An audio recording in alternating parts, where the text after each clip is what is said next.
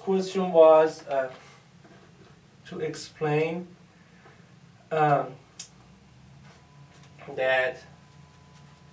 sigma equals negative epsilon dv over dz, and actually at z equals 0 gives the surface charge density. Okay, gives the surface charge density for the case of a conductor and a point charge being near the conductor. Okay, so the answer would have been yes, this actually follows the rule for the discontinuity of the electric field. So generally, if you are on a surface, a charged surface, V above over dn, this is the derivative of the normal component of the electric field above the surface minus dv below over dn. So here dn is technically dz because z direction is a normal component to the surface, and that should be equal to negative sigma over epsilon or epsilon 0. So in this case, what we have is that because this is a conductor,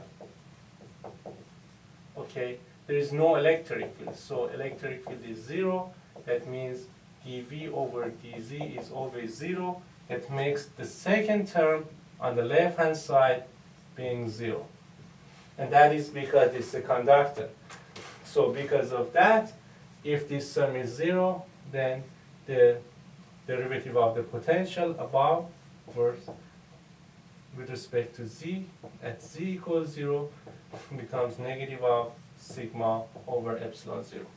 Okay, so this is the first part of the question.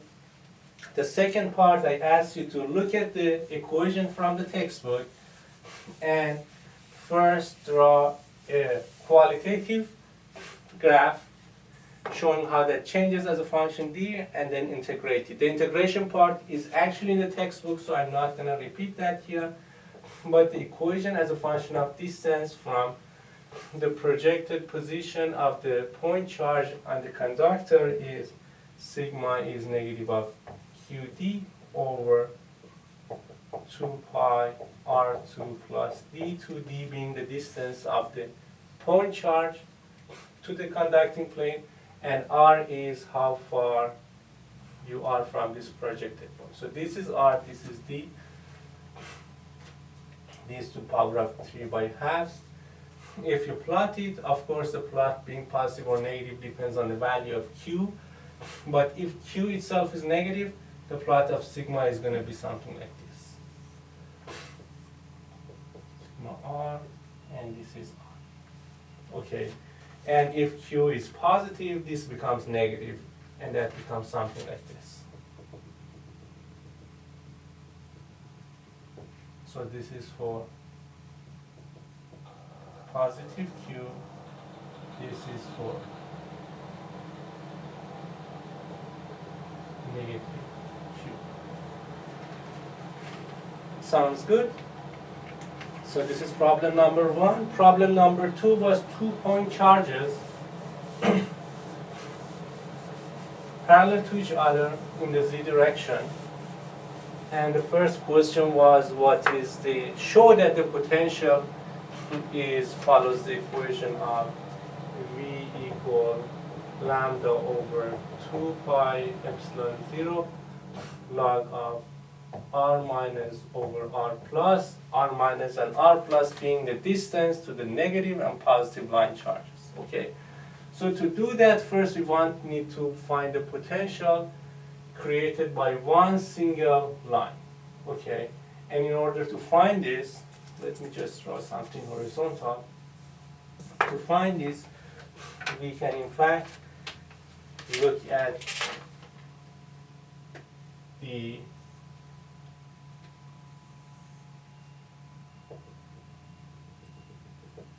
electric field created by line charge. Okay, so imagine the linear charge density is here, lambda, and we are trying to find the electric field at distance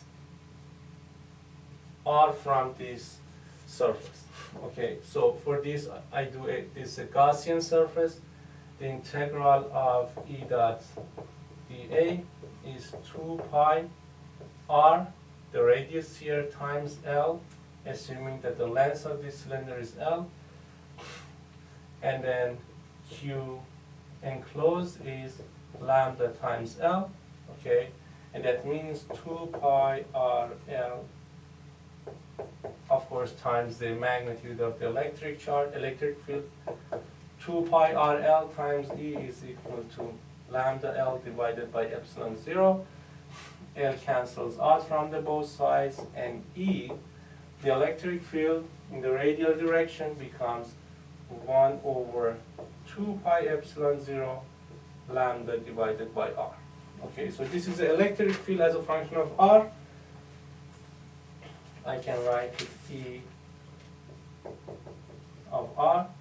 And then to find the potential, okay, let's imagine this is a positive one.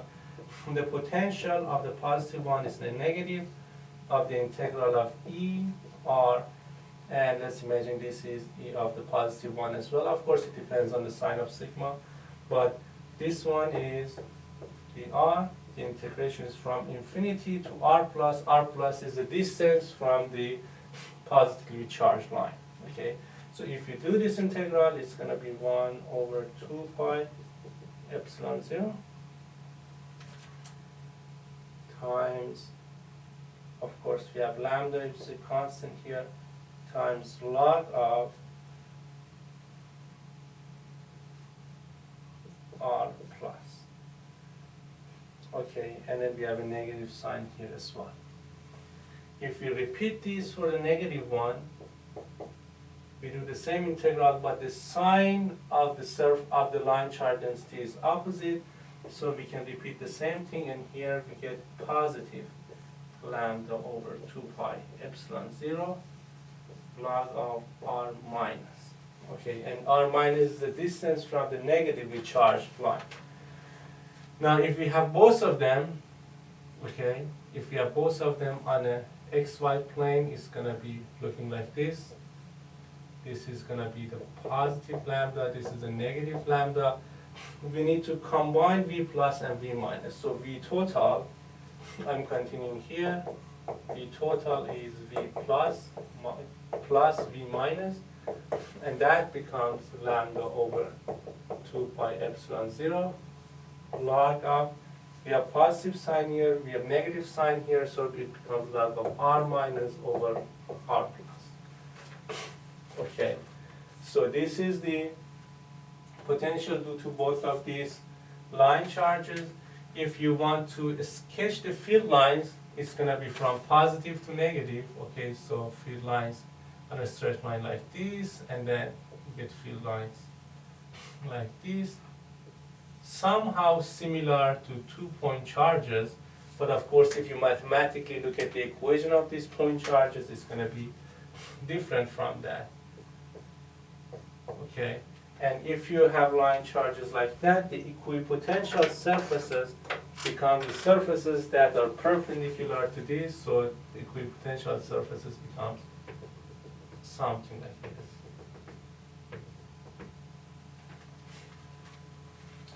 Sounds good? So the steps was first calculating electric field, then integrating electric field to find potential, then adding the potential of positive and negative. Algebraically, V total is V plus plus V minus, and that becomes this.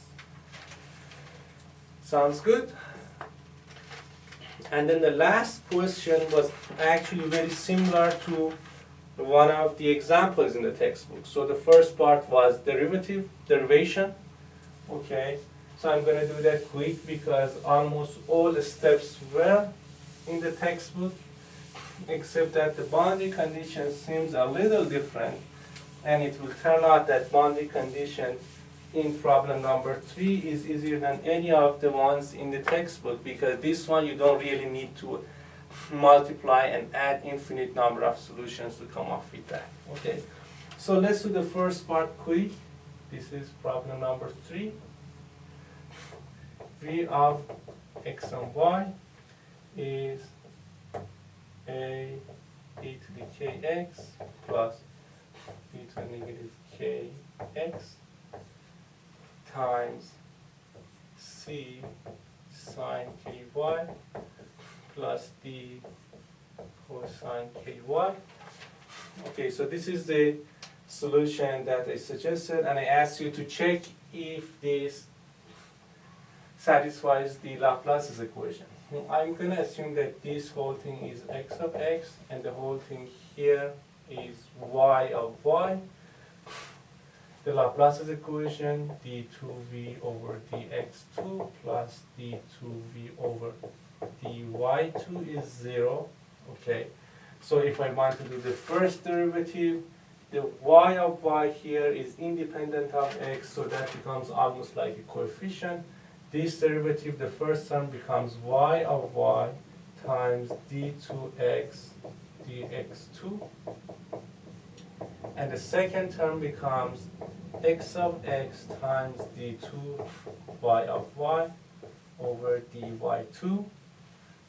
Okay, and now if you take two derivatives from the first term, okay, from the first term you get 1k here and 1 negative k here. When you do the second derivative, you get 1k, again 1 negative k here. So combined, the whole derivative here becomes k2 times x of x. And if we do it for y, the first derivative gives us k times cosine, and the second derivative gives us a negative sign as well. The same thing happens here. One derivative gives us negative k, the other one gives k. So this second derivative of dyy with respect to dy2 is negative of k2y of y.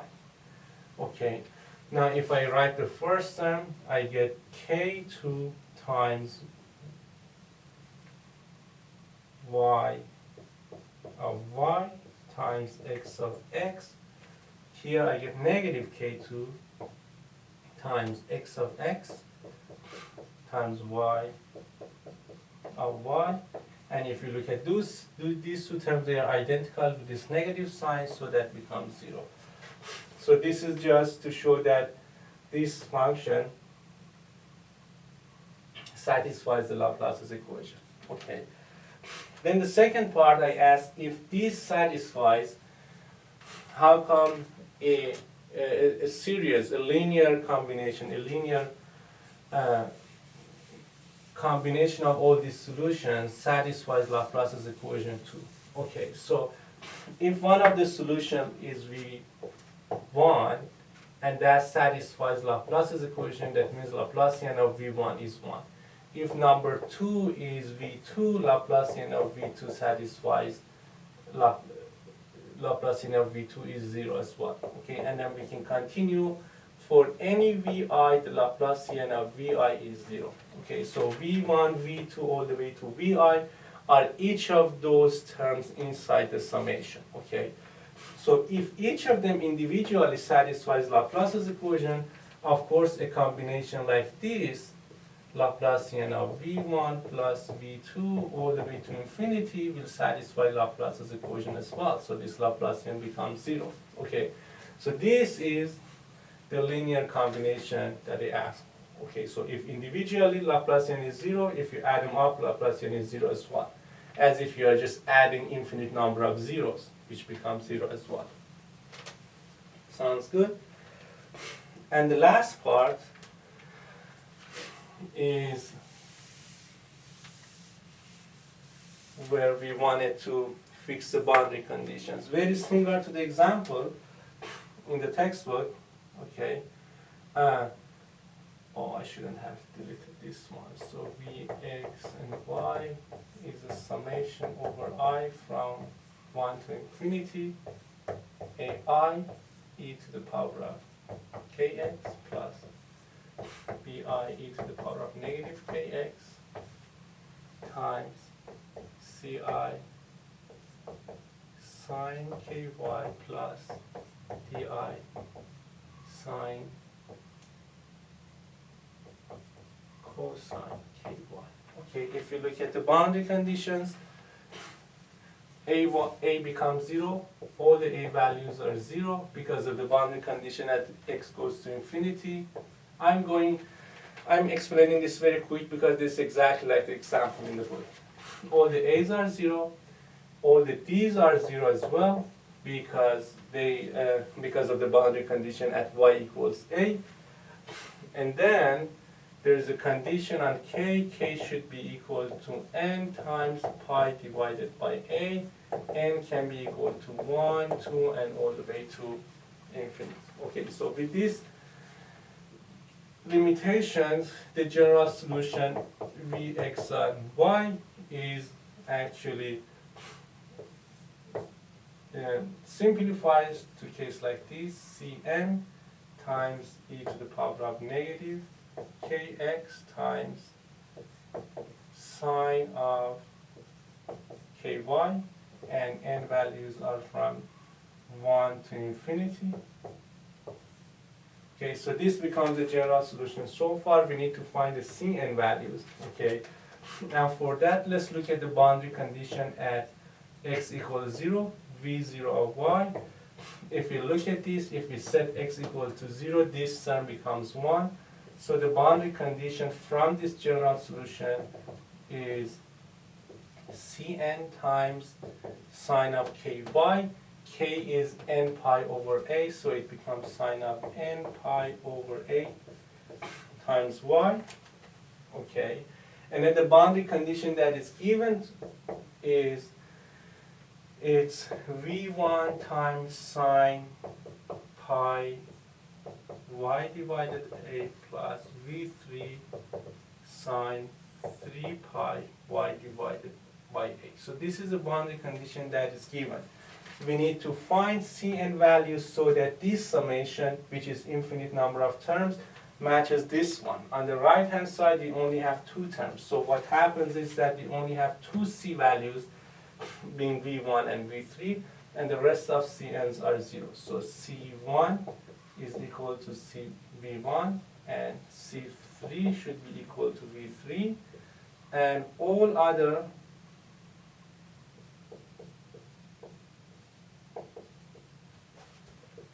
Cn's are actually 0. Okay, so the solution at the end only has 2 terms, C1 and C3, with C1 being V1 and C3 being equal to V3. Okay, and that becomes, if I want to write the general solution for the potential, not general solution, the solution for the potential, that becomes equal to V1. I can factor actually e to the negative kx, so it becomes e to the negative, that's 2 terms. It has v1 e to the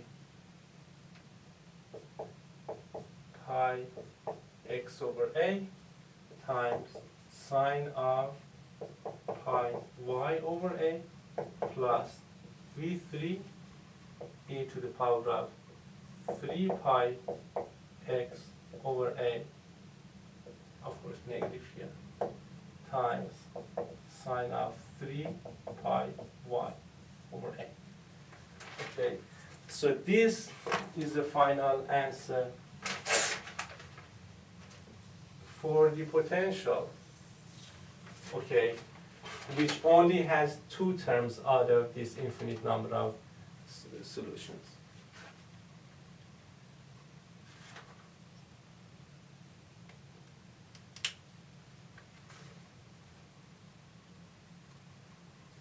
Okay.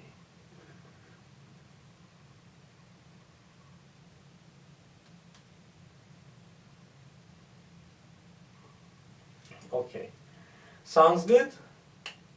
Okay, I'm recording these solutions, so I will be posting it on YouTube as well. So if you want to look at these, you can go back to YouTube and look at these. Okay, any questions so far? Everybody's being very quiet. So I see Shana is asking if the final exam is only chapter 3 and 4. Yes, it's only chapter 3 and 4. And these 2 chapters are the big chapters of the textbook. Okay, so Thank you. Sorry, I didn't hear the yes, answer. yes, a little late. Thank yes. you. So chapter 1 is only calculus, no question about that. Chapter 2 is the very basics of the electrostatic, no direct question on that. Chapter 3 and 4 are the main parts I'm asking question. And of course, a lot of things in chapter 3 and 4 uses the concepts that was taught in chapter 2 as well. Okay.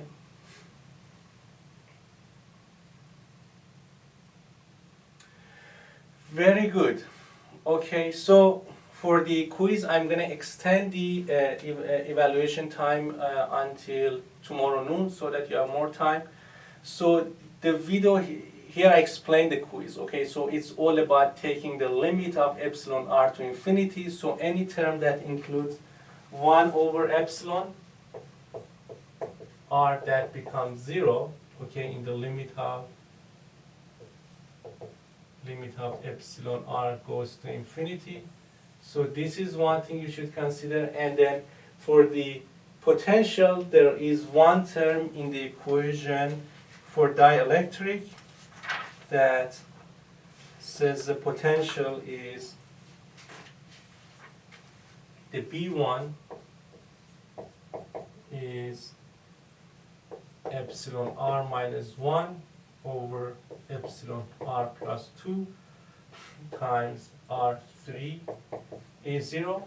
Okay, if you look at that, B1 in the limit of epsilon r goes to infinity, B1 is actually becomes equal to, the whole term here becomes 1, becomes r3 over epsilon 0. And this B1 is actually exactly the same B1 that you will have in the example of conducting sphere.